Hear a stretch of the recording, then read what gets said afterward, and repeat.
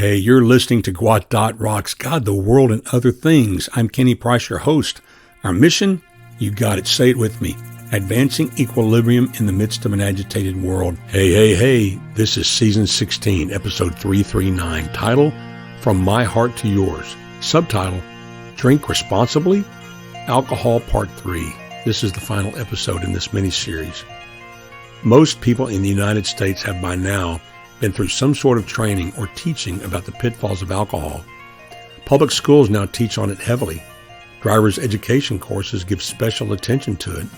Defensive driving courses shine a spotlight on all the havoc alcohol wreaks on our society. Sobriety social groups exist to set people free from it. Movies talk about it. I know that what you don't need is another lecture on the ills of alcohol. And if you drink alcohol, you've most likely worked through all the objections thrown up to deter its consumption, and you have, at least on the surface, come to the conclusion that alcohol in and of itself is not a bad thing. It just all depends on how you use it, how you imbibe, how you engage the beverage. I personally can tell you stories I know of firsthand about people who have been the victims of alcohol abuse, both domestically in violence and abuse in the home that stems from someone drinking, to the terrible outcomes of people that have been destroyed by someone who had been drinking and driving. But you've probably seen videos yourself that show all of that and more. And still you are convinced that drinking alcohol is a good thing if you just drink responsibly. But you see, the problem with that phrase and concept is that it's an advertising slogan proffered to us by the alcohol industry.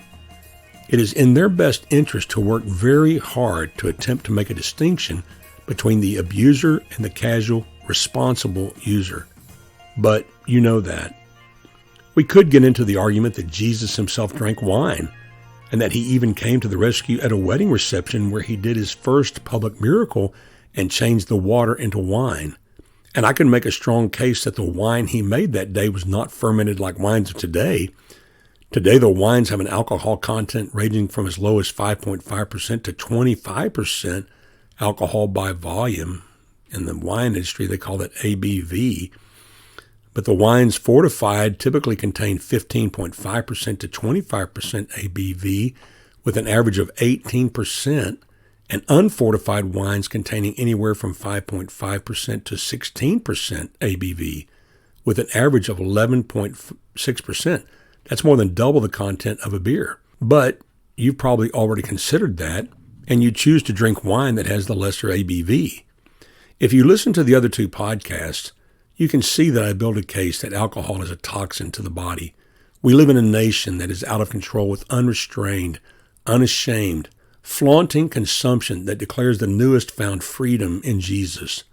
What provoked me to finally do this mini-series was seeing the number of people on social media posting their location at the local wine bar or tasting room, many of whom were my key leaders in one of my former churches. Not just drinking, but proud to announce the date, time, and location of where they were doing it. There's just something wrong with that. From an emotional appeal to consider abandoning the consumption of alcohol, I just refer you to one Bible verse.